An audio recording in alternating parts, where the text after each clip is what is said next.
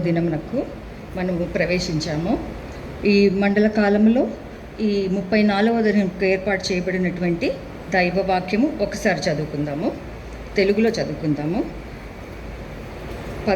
Mark సువార్త 13వ అధ్యాయము 32 నుంచి 37 వచనములు. ఆ దినమును గూర్చియు ఆ గడియను గూర్చియు తండ్రి తప్ప ఏ మనుష్యుడైనను పరలోకమందలి దూతలైనను కుమారుడైనను ఎరుగరు.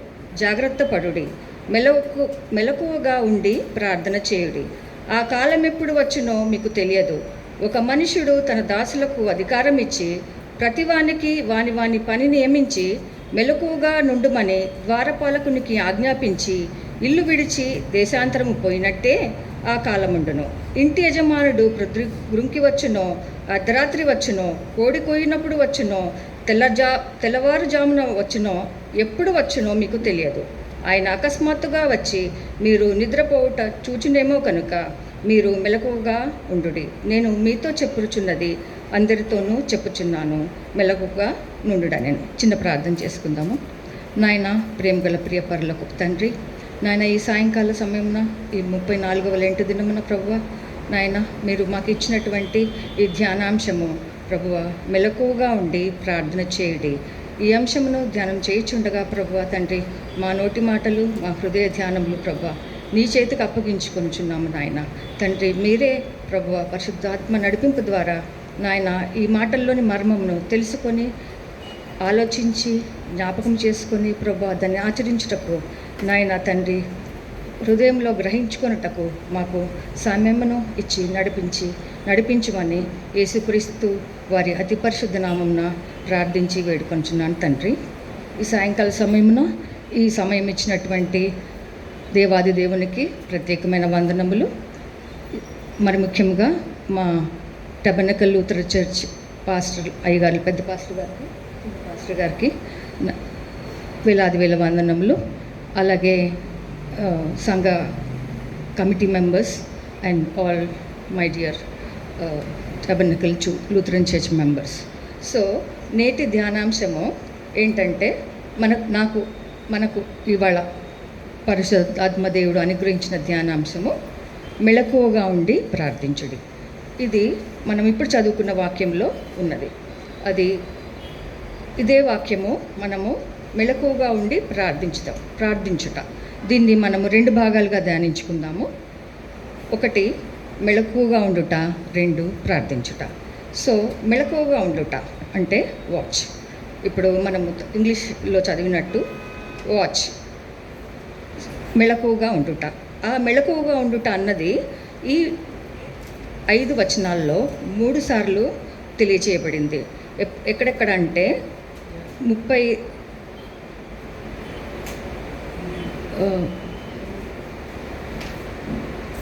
36, 37 అంటే దాని ప్రాముఖ్యత అంత గొప్పగా ఉన్నదన్నమాట. వాచ్ అంటే మేలుకొని ఉండాలి.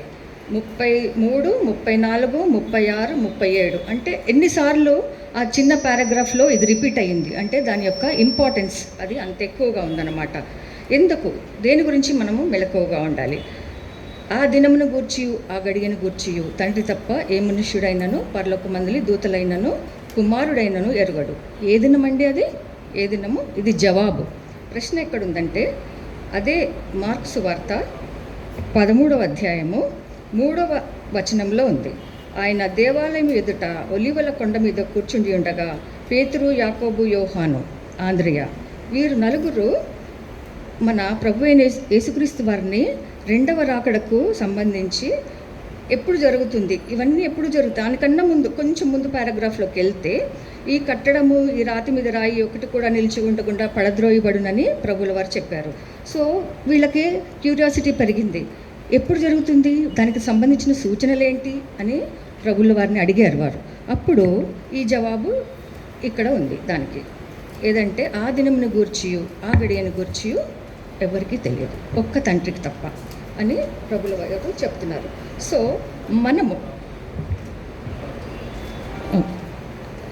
అందుకనే మనము యేసుక్రీస్తుని నమ్ముకున్న వారమైన మనము ఏం చేయాలంటే ఆ గడియ మనకి తెలియదు, అది ఎప్పుడు వస్తుందో మనకి తెలియదు. అది ఎలా ఉంటుందంటే, మనము ఒక మనుష్యుడు తన దాసులకు అధికారం ఇచ్చి ప్రతి వానికి వాని పని నియమించారంట. అంటే మనలో ఉన్న ప్రతి ఒక్కరికి ఒక పని మనకు నియమింపబడి ఉన్నది. సో మనము ఆ పని, మన యజమానుడు మనకిచ్చినటువంటి పనిని మనము చేస్తూ ఉండాలి. అది మన యజమానుడు దేశాంతరం వెళ్ళిపోయాడు, మనము తిరిగి వచ్చే టైంకి చూసుకుందాంలే అని అనుకోకుండా, ఎప్పుడొస్తారంటే యజమానుడు వచ్చే టైమ్స్ 4 టైమ్స్ ఇక్కడే మెన్షన్ చేయబడి ఉన్నాయి. ప్రొద్దుగురికి వచ్చునో, అర్ధరాత్రి వచ్చునో, కోడికి ఉన్నప్పుడు వచ్చునో, తెల్లవారుజామునప్పుడు వచ్చునో, మనకు తెలియదు ఎప్పుడొస్తారో ఆ టైం. కాబట్టి మనం ఎప్పుడైనా కానీ ఏం చేయాలి? మెళకువగా ఉండి ప్రార్థన చేయాలి, మెళకువగా ఉండాలి. సో మెళకువ దేన్ని సూచిస్తుంది అని అంటే, చురుకుదనాన్ని, నిద్రలేమిని. మనము నిద్రలో మత్తులు కాకుండా మెలకువగా ఉండి ఆ దినము, ఆ గడియ ఎప్పుడొస్తుందో మనకు తెలియదు. మన యజమానుడు తిరిగి వచ్చి మనల్ని లెక్క అడుగుతాడు, అప్పుడు మనకు తెలియదు ఆ టైము. కాబట్టి ఆ టైం కోసము మనము ఎదురు చూస్తూ ఉండాలి. మనము ఎప్పుడు ప్రిపేర్డ్గా ఉండాలి చెప్పాలి అని అంటే. సో మనము దీన్ని ఒక ఉపమాన రీతిగా, మనకు మత్తయి సువార్త 25వ అధ్యాయము మనందరికీ తెలిసిన ఉపమానమే. ఏదండి ఆ ఉపమానము? ఎవరైనా చెప్పగలరా? మత్తయి సువార్త 25 అధ్యాయంలో ఉన్నది బుద్ధిగల కన్యకలు, బుద్ధి లేని కన్యకలు. మనం చిన్నప్పటి నుంచి వింటున్న ఉపమానమే, చదువుతున్న ఉపమానమే. ఇది ఎగ్జాక్ట్గా మార్కు సువార్తలోనున్నది, ఈ మత్తయి సువార్తలో కూడా ఉంటుందన్నమాట. సో అక్కడ మనకందరికీ తెలుసు, 5 బుద్ధిగల కన్యక, 10 మంది కన్యకలే, 10 మంది పెండ్లి కుమారుని కోసం ఎదురు చూస్తున్నారు. అందరి దగ్గర దివిటీలు ఉన్నాయి, అందరి దివిటీల్లో కూడా నూనె ఉంది. కానీ బుద్ధిగల కన్యకల దగ్గర ఏముందండి? ఎక్స్ట్రా తిత్తిలో కొంచెము నూనె ఉంది. సో పెండ్లి కుమారుడు ఎప్పుడొస్తాడో తెలియదు. అనుకున్నట్టుగానే అతడు అర్ధరాత్రి వచ్చాడు. 10 మంది రెడీగా ఉన్నారు. అంటే ఇప్పుడు సపోజ్ ఒక సంఘాన్ని తీసుకుందాం, మన టబర్నకల్ లూథరన్ సంఘాన్ని తీసుకుందాం. మనము క్రీస్తుని నమ్ముకున్న వారమే, అందరము క్రైస్తవులమే, అందరము సంఘంగా ఏర్పడిన వారమే. కానీ ఈ టైం వచ్చినప్పుడు, ప్రభు యొక్క 2వ రాకడ వచ్చినప్పుడు, మనందరము దగ్గర దివిటీలు ఉన్నాయి, నూనె ఉంది. కానీ ఆ సమయము అర్ధరాత్రి అయిపోయింది. అర్ధరాత్రి అయిపోయేసరికి 5 దగ్గర తిత్తిలో నూనె లేదు. ఉన్నవాళ్ళు ఎప్పుడైతే పిలుపు వచ్చిందో, ప్రభు వాళ్ళ పెండ్లి కుమారుడు వస్తున్నాడు, అందరూ సిద్ధపడండి, పెండ్లి విధునకు లోపలికి రండి అని ఎప్పుడైతే ఒకసారి ఆ పిలుపు వినబడిందో, వెంటనే ఈ బుద్ధిగల కన్యకలు సిద్ధపడి, అప్పటికి దివిటిల్లో ఉన్న నూనె అయిపోయింది కాబట్టి తమ సిద్ధలలో ఉన్న నూనెను వాళ్ళు దివిటిల్లో పోసుకొని పెండ్లి కుమారుని ఎదుర్కొంటకు వెళ్ళి పెండ్లి విందులోనికి ఆహ్వానించబడ్డారు. సో ఈ దివిటిల్లో నూనె లేని, బుద్ధి లేని కన్యకలు వాళ్ళని బ్రతిమలాడుకుంటున్నారు. అందరూ ఫ్రెండ్సే కదా, అందరూ maybe from same place, we don't know. So ఒకరికొకరు ఫ్రెండ్స్ కూడా అయ్యుండొచ్చు, లేకపోతే అక్కడే ఫ్రెండ్షిప్ అయ్యుండొచ్చు వాళ్ళకి. సో వీళ్ళు అడుగుతున్నారు వాళ్ళని, వాళ్ళు కూడా వీళ్ళని ఏమీ వదిలిపెట్టట్లేదు. అరే వీళ్ళు కూడా మాతో వస్తే బాగుండు కదా అని. మేమిస్తే ఇప్పుడు మీకు సరిపోదు నూనె, కాబట్టి మీరేం చేస్తారంటే, మీరు బయటకు వెళ్ళి మీరు కొనుక్కొని వచ్చి మళ్ళీ మీరు లోపలికి రండి అని వాళ్ళకి చెప్తున్నారు. సో వీళ్ళు కూడా ఇంకా ఆ టైంలో ఏం చేస్తున్నారంటే, ఆ చివరి నిమిషంలో కూడా వాళ్ళ ప్రయత్నాలు వాళ్ళు చేస్తున్నారు. పరిగెత్తారు, షాప్ దగ్గరికి వెళ్ళారు, తెచ్చుకున్నారు. కానీ by the time they reached, ఆ ద్వారాలు మూయబడినాయి. సో మనం కూడానే ఈ సంఘంలో ఇలానే వస్తూనే పోతూనే ఉన్నాము. మనము ప్రిపేర్డ్గా ఉన్నామని మనం అనుకుంటున్నాము, కానీ మన ఆత్మీయ స్థితి ఎలా ఉందో అన్నది మేలుకొని ఉండుట వాచ్. సో ఈ వాచ్ అన్నది ఏంటంటే, మన ఆత్మీయ స్థితిని మేల్కొల్పుట, ప్రభు యొక్క 2వ రాకడకు మనల్ని మనము సిద్ధపరచుకొనుట, పర్సనల్గా as well as a church. తర్వాత సో ఇంకొకటి ఏంటంటే, చురుకుదనం, ఆత్మీయ మెలకుదల. ఇవన్నీ రెఫరెన్సెస్ కావాలి అని అంటే కొలసియన్స్ 4:2లో ఉంది. సో మనము మెలకువగా ఉండి ప్రార్థన చేయుట, కీర్తనలు 102:7లో ఉంది. ఒంటరి పిచ్చుక వలె నేను ప్రార్థన చేస్తున్నానని దావీదు మహారాజు గారు చెప్తున్నారు. తర్వాత మాథ్యూ 24:41లో కూడా మనము చూస్తే, 2 స్త్రీలు తిరగలి విసరుచుందరు, ఒకతే కొనుకోబడను, ఒకతే విడిచిపెట్టబడను, కావున ఏ దినమున మీ ప్రభువు వచ్చునో మీకు తెలియదు కనుక మెలకువగా ఉండుడి. సో అంత ఇంపార్టెంట్ అనమాట మెలకువగా ఉండటం అంటే. శారీరకంగా కూడా మనం మెలకువగా ఉండాలి, ఆధ్యాత్మికంగా కూడా మనము మెలకువగా ఉండాలి. సో ఈ సిద్ధపాటు మెయిన్. ఈ లూకాసు వార్త 12వ అధ్యాయము 37లో, అలాగే 21వ అధ్యాయము 36లో కూడా శక్తి కలిగి మెలకువగా ఉండి ప్రార్థన చేయండి. ప్రకటన గ్రంథంలో 15వ అధ్యాయము 16వ వచనము, 16వ అధ్యాయము 4వ వచనంలో ఇది స్పష్టంగా తెలియజేయబడుతూ ఉంది. మన ఆత్మీయ స్థితిలో మనం మెలకువగా ఉండాలి, మన వస్త్రములను మనం కాపాడుకొనుచూ ఉండాలి. అదే విధముగా ఈ మెలకువగా ఉండుట, ప్రార్థన చేయటం అన్నది అది ఏంటంటే ఇక్కడ క్లియర్గా మనకి మార్కు సువార్తలో మనకి ఆ దినము కానీ ఆ గడియను గురించి కానీ మనకు తెలియదు. గడియ అంటే దినము అంటే we know it's a day, and ఆ గడియ అంటే ఒక గంటలోనే పరిస్థితులన్నీ తారుమారు అయిపోతుండొచ్చు. ప్రాక్టికల్గా now we are seeing what is happening. వారు, యుద్ధ సమాచారములు మనకన్నీ జరుగుతున్నాయి, కానీ అంతము వెంటనే రాదు. మనకు శ్రమల కాలము, మహాశ్రమల కాలము, ఆ చివరి గడియ వరకు కూడా దేవుడు మనల్ని ఇంకా టైం ఇస్తూ ఉన్నాడు. ఇంకా అందరూ అంతటా మారు మనసు పొందవలనని అందరూకి టైం ఇస్తూ ఉన్నారు ప్రభు అయిన యేసుక్రీస్తుల వారు. సో ఈ ఇల్లు విడిచి దేశాంతరము పోయిన వారు ఎవరు? వాళ్ళు మన ప్రభు అయిన క్రీస్తే. దానికి సాదృశ్యంగా ఉంది. ఆయన ఎప్పుడు వస్తారు తిరిగి? మనము ఆ టైంలో మనం మెళకువగా ఉన్నామా, సిద్ధపడి ఉన్నామా? అవన్నీ మనల్ని ఆత్మ పరిశీలన చేసుకుందాము. Next coming to the other part of it, మెళకువగా ఉండి ప్రార్థించుడి. సో మెళకువ గురించి కొన్ని అంశాలు మనం తెలుసుకున్నాము. ఇప్పుడు మనము ప్రార్థించుటలోనికి వెళ్దాము. ప్రార్థన అసలు మన క్రైస్తవ జీవితము, క్రైస్తవ పునాది అన్నది మనకి ప్రార్థనలోనే ఉంది. మనకు మొదటి ఆది కాండం నుంచి తీసుకుంటే ప్రకటన గ్రంథం వరకు అంతా ప్రార్థన. మన ఫౌండేషన్ ఇస్ ఆన్ ప్రార్థన. సో అన్ని రెఫరెన్సెస్ చాలా ఉన్నాయి ప్రార్థన గురించి, కానీ నేను అవన్నీ ఇప్పుడు చెప్పలేను. కాకపోతే లార్డ్స్ డే, ఉగ్రత దినము మనకు రాబోతుంది. మనమందరము దానికి కొరకు, రాకడ దినము, ఉగ్రత దినము కొరకు మనము మెలకువగా ఉండి ప్రార్థిస్తూ ఉండాలి. అన్నిటికంటే ముఖ్యమైన ఎగ్జాంపుల్ ప్రార్థన విషయంలో మనము మనుషుల కన్నా కూడా మన ప్రభువైన యేసుక్రీస్తు వారు మత్తయి సువార్త నుంచి మొదలుకొని తీసుకుంటే ప్రతి చాప్టర్లో ఎప్పుడైతే యేసుక్రీస్తు ప్రభు వారు ఒక 30 సంవత్సరాలు తన బాధ్యతలన్నీ నెరవేర్చి towards his family, mother, siblings చేసిన తర్వాత, ఎప్పుడైతే తను మొత్తము దేవునికి 3.5 సంవత్సరములు తన పరిచర్య చేసినప్పుడు, అక్కడ నుంచి సైతాను శోధన మొదలైనప్పటి నుంచి గెత్సెమనే తోటలో తనను అప్పగించే వరకు ఏకాంతముగా, ఒంటరిగా, దూరం వెళ్ళి ఎన్నోసార్లు ప్రార్థనలో గడిపారు. అలాగే ఇప్పుడు మనము నెక్స్ట్ మార్కు సువార్త 14వ అధ్యాయము 32 నుంచి 40 వచనం వరకు చూస్తే మనము ఎలా ఉంటుందంటే, గెత్సెమనే ఇంకా ప్రభువు అప్పగింపబడవలసిన సమయం వచ్చేసింది. గెత్సెమనే తోటకు అందరూ వెళ్ళిపోయారు, ప్రార్థన చేస్తున్నారు అనమాట అందరూ అక్కడ.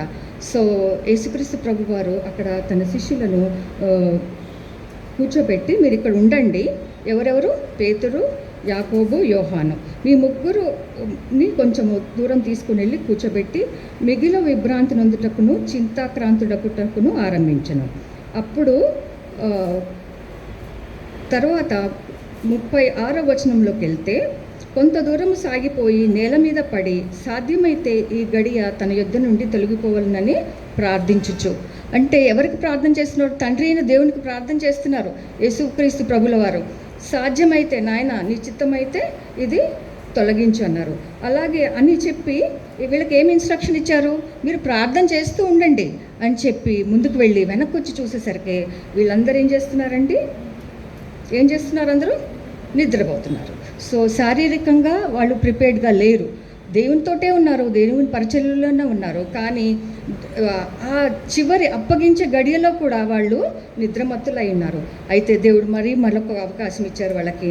తర్వాత రెండవసారి మళ్ళీ వెళ్ళారు. మళ్ళీ ప్రార్థన చేసుకుని వెనక్కి వచ్చారు. వెనక్కి వచ్చి మీరు శోధనలో ప్రవేశించుకున్నట్లు మెలకువగా ఉండి ప్రార్థన చేయండి అని మళ్ళీ రెండవసారి యేసు ప్రభు వారు తనకి శిష్యులకి హెచ్చరిక చేస్తున్నారు. కానీ వాళ్ళు యాజ్ యూజువల్ మళ్ళా ఆత్మసిద్ధమే కానీ శరీరము బలహీనం అని పేతురు గారు అంటున్నారు. అంటే అంతకుముందే తను నిన్ను నా ప్రాణము పోయినా సరే నేను నిన్ను విడువని దేవా అని చెప్పినటువంటి పేతురు గారు, కానీ ఇక్కడికి వచ్చేసరికి ఆత్మ సిద్ధమే కానీ శరీరము బలహీనం అన్నారు. అయితే మళ్ళీ యేసుక్రీస్తు ప్రభులు వారు మళ్ళీ వెళ్ళి మళ్ళీ ప్రార్థన చేస్తున్నారు. మూడోసారి మళ్ళీ వెనక్కి వచ్చి చూసేసరికి వీళ్ళందరూ మళ్ళీ నిద్రించుచున్నారు. వాళ్ళ కన్నులన్నీ ఎలా ఉన్నాయి అంటే భారముగా ఉన్నాయి. ఆయనకి ఏమి జవాబు చెప్పాలి? ఆయన తిరిగి వచ్చి చూసేసరికి వాళ్ళ యేసుక్రీస్తు ప్రభుల వారికి ఏమి జవాబు చెప్పాలనేది కూడా వీళ్ళకి తెలియదు. సరే, ఇంకా మూడవసారి వచ్చినప్పుడు ఆయన ఏమన్నారంటే, ఇంకా చాలు, ఇంకా మీరు నిద్రపోయి మీ అలసట తీర్చుకోనండి. సో మన ప్రార్థనా జీవితము, మన ఆత్మీయ స్థితి కూడా ఒకవేళ ఇలాగే ఉందేమో. ప్రతిసారి ప్రభువారు వెనక్కి వచ్చి మనల్ని హెచ్చరిస్తూ ఉన్నారు, మీరేం చేస్తున్నారు, మెలకువగా ఉండి ప్రార్థించండి అని చెప్తున్నారు. కానీ మనం ఏం చేస్తున్నాము? మనం శారీరకంగా బలహీనలము, మనము ఆత్మీయంగా బలహీనులము. మనం బలపరచుకోవడం ఎలాగో అంటే ఎడతెగక సీజ్లెస్గా మనము ప్రేయర్ చేస్తూ ఉండాలి. సో చూడుము గెత్సేమనే తోటలో నా ప్రియుడు, పాపిని నాకై విజ్ఞాపన చేసేడి ధ్వని వినబడుచున్నది. పాపిని నీకై విజ్ఞాపన చేసేడి ధ్వని వినబడుచున్నది. ఎవరి కోసము ప్రభుల వారు విజ్ఞాపన చేస్తున్నారు? నా పాపముల కోసము, మీ పాపముల కోసము, మనందరి పాపముల కోసము. కనుక మనం చేయవలసింది ఏంటి అనంటే విసుకక నిత్యము ప్రార్థన చేస్తూ ఉండాలి. ఈ మన ప్రార్థన మనల్ని ఏమేమి కలిగిస్తుంది అంటే మనకు ధైర్యం ఇస్తుంది, ప్రార్థన న్యాయము జరిగిస్తుంది. లూకాసు వార్త 18:7-5. ప్రార్థన పరిస్థితులను మార్చివేస్తుంది. మత్తయి 6:6 ప్రతిఫలం ఇస్తుంది మనకి. మనం అనుకోవచ్చు, ఈరోజు ప్రార్థన చేస్తున్నాము, ఏమి ప్రతిఫలం రాలేదే అని అనుకోవచ్చు. రహస్య స్థలముల యందు మనము అడుగుదానికంటేనూ ఊహించడానికంటేనూ అత్యధికముగా ఆయన దాచి ఉంచిన గొప్ప ధనం ఉంది. ఈరోజు మనకు అది కనపడదు ప్రతిఫలము, కానీ ఒక దినమున ప్రభువు తప్పక మనకు దయచేయవారై ఉన్నారు. సో కొలస్సీ 4:2 ఏమంటున్నారంటే ప్రార్థన యందు మనము నిలకడగా ఉండాలి, స్టాండర్డ్ ఉండాలి. మనకి అంటే అందులో తొట్టిల్లకూడదు, నిలకడగా వెళ్తూ ఉండాలి. మరి ముఖ్యంగా ప్రార్థనలో కృతజ్ఞత గలవారమై ఉండాలి. సో మనకు ఎన్నో ఈవులను ఇచ్చిన దేవుడు, తండ్రి అయిన దేవుడు తన ఏకైక కుమారుణ్ణి ఇచ్చుటకు కూడా వెనుక తీయక మనకిచ్చినందుకు మనము ఇహలోక సంబంధమైనటువంటి ఈవులనే కాకుండా పరలోకము, నిత్య జీవము మనకు ఇవ్వడానికి తన కుమారునైనటువంటి క్రీస్తు ప్రభువుని ఇచ్చుటకు వెనుకాడని తండ్రి యొక్క దేవుని ఎప్పుడు మనం ఎల్లప్పుడూ కృతజ్ఞత గలవారమై ఉండాలి. సో కీర్తనకారుడు ఏమంటున్నాడంటే, ఎలా ప్రార్థన చేస్తున్నాడు? ఒంటిగా ఉండి రాత్రి మీద మెలకువగా ఉన్న, ఇంటి మీద ఉన్న చిన్న పిచ్చుక వల్లే ఉన్నాను అని చెప్తూ ఉన్నారు. అలాగే మత్తయి సువార్తలో మనం చూసినట్టు మనము ప్రార్థనలో సిద్ధపాటులో ఆత్మీయంగా నిలకడగా ఉంటే మనము ఆ దినము ఎలా వస్తుందంటే దొంగలాగా వస్తుంది. అది తెలియదు, అది ఏ రోజు వస్తుందో ఏ గడియ వస్తుందో మనకు తెలియదు. యుగాంతము అన్నది మాత్రం తథ్యము, అది ఎప్పుడు ఎలా అన్నది మనకు తెలియదు, అది బయలుపరచబడలేదు, అది తండ్రికే తెలుసు. కాబట్టి మనము ఎప్పుడూ సిద్ధపడి ఉండాలి. సో లూకాసు వార్త 21:36లో ప్రార్థన యొక్క శక్తి తెలియజేయబడి ఉన్నది. అదేవిధముగా లూకా 12:37లో మనము గనక ప్రార్థనలో మెలకువగా ఉంటే మనకు ప్రభువైన యేసుక్రీస్తు వారు తిరిగి వచ్చినప్పుడు, రెండవ రాకడలో ప్రభువైన యేసుక్రీస్తుల వారు తిరిగి వచ్చినప్పుడంట మనము విశ్వాసంలో నిలకడగా ఉండి మెలకువగా ఉండి ప్రార్థన చేస్తే అంటే ఆయన వచ్చి ఏం చేస్తారు? తానే మనకి ఉపచారము చేయను. ఇది మనకు లూకా 12:37 ఎవరైనా చదివి సహాయం చేయండి. లూకా సువార్త 12:37.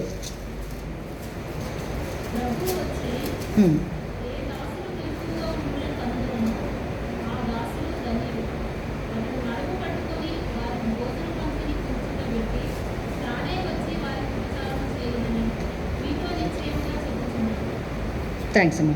సో ఎవరు ఏడల మెలకువగా ఉన్న దాసులు ఏడల, ఆ దాసులు ఎవరంట? ధన్యులు వాళ్ళు. ఆ దాసులు ధన్యులు. అప్పుడు ఏం చేస్తారు? నడుము కట్టుకొని వారిని భోజన పంక్తిని కూర్చుండబెట్టి తానే వచ్చి వారికి ఉపచారము చేయను. సో అంతటి గొప్ప ఆధిక్యత మన యేసుప్రభుల వారు మనకు ఇస్తూ ఉన్నారు. కనుక మనము ఏం చేయాలంటే ఒక సంఘముగా, మనం ఎత్తబడే సంఘముగా, రాకడకు సిద్ధపడే సంఘముగా, మనము ప్రార్థనా సంఘముగా, మనము మెళకువగలిగిన సంఘముగా మనము ఉండాలని యేసుక్రీస్తుల వారు ఈరోజు మనల్ని హెచ్చరిక చేస్తున్నారు. దాసుల ప్రార్థన తప్పకయొసగెడు యేసునాయకుడే మా వేల్పు. దోషములు సేయు దుర్జనుడైనను దోషిలో గబరవాసి చేయునట. మది విశ్వాసము గూడిన ప్రార్థన సదైత వినుటకు చెవులోగున్.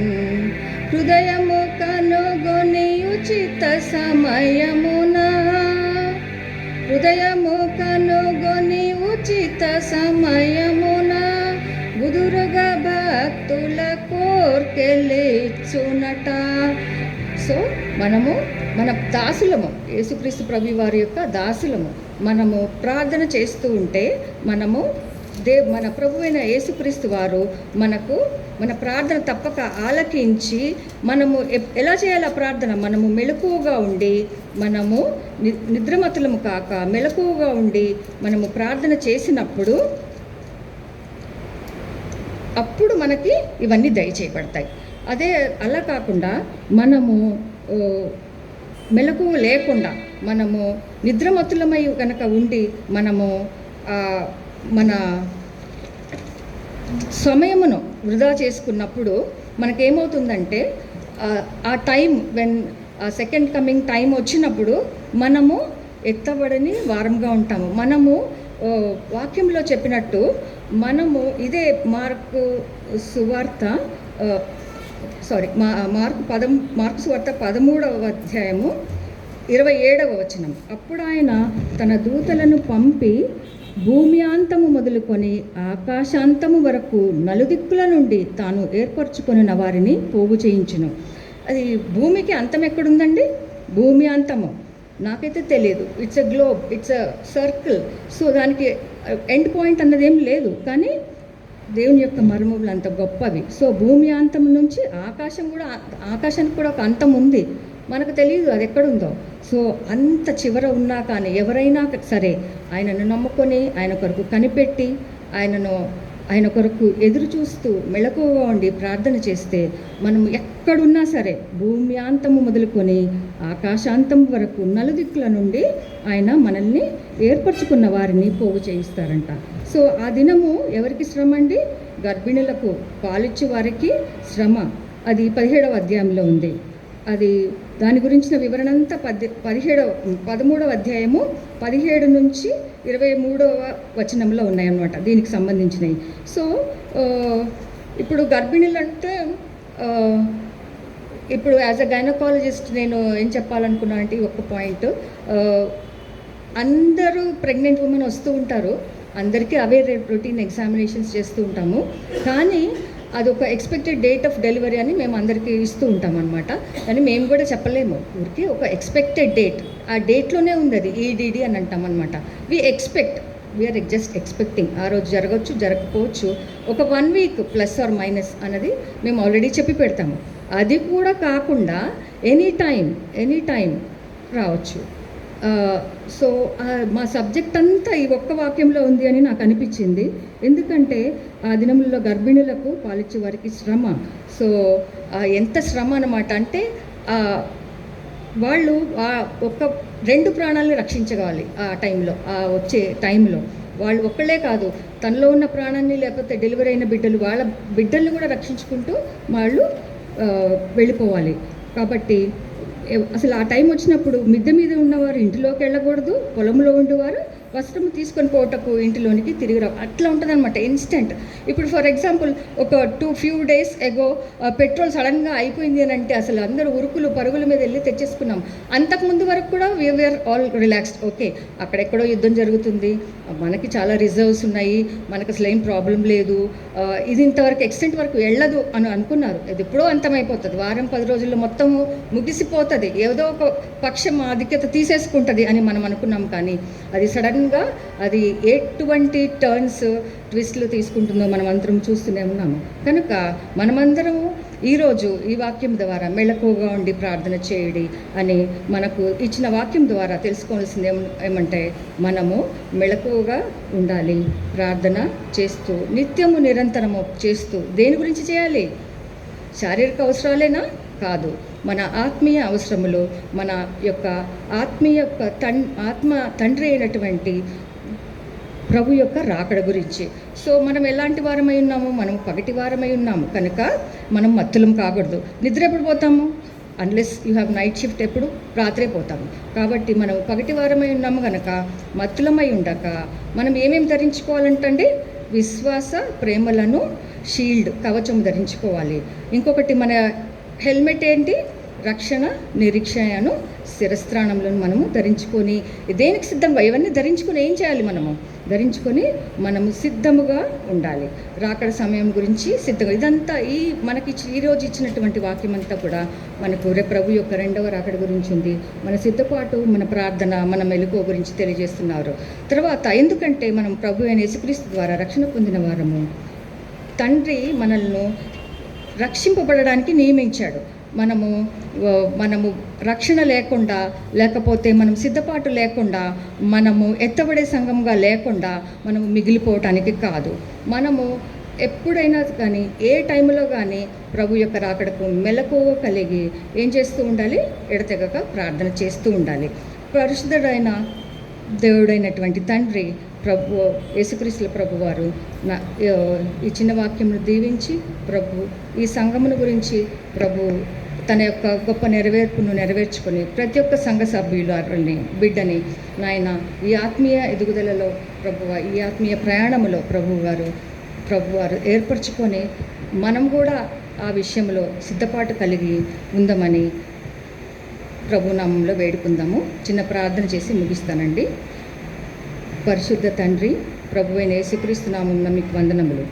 రాత్రి వేళ దొంగ ఎలాగూ వచ్చినో అలాగే ప్రభుదినం వచ్చినని నీ వాక్యం ద్వారా సెలవిచ్చావు నాయన తండ్రి. కావున ఇతరుల వల్లే మేము నిద్రపోక మెలకువగా ఉండుటకు మాకు సహాయం దయచేయము. ప్రభు అయిన యేసుక్రీస్తు కృప వలన మేము పగటి వారమై ఉన్నాము కనుక మేము రక్షణ నిరీక్షణను కవచం ధరించుకొని, ప్రభువా తండ్రి విశ్వాస ప్రేమలను కవచం ధరించుకొని, రక్షణ నిరీక్షణను శిరస్త్రాణం ధరించుకొని ప్రభువ సిద్ధంగా ఉండటకు సహాయం చేయండి. ఎందుకనగా ప్రభువైన యేసుక్రీస్తు ద్వారా రక్షణ పొందుటకే తండ్రి మీరు మమ్మలను నియమించారు, కానీ ఉగ్రత పాలగుటకు నియమించలేదు.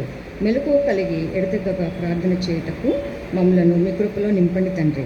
సమాధానకర్తకు దేవుడే మమ్మలను సంపూర్ణంగా పరిశుద్ధపరచబడును కాక.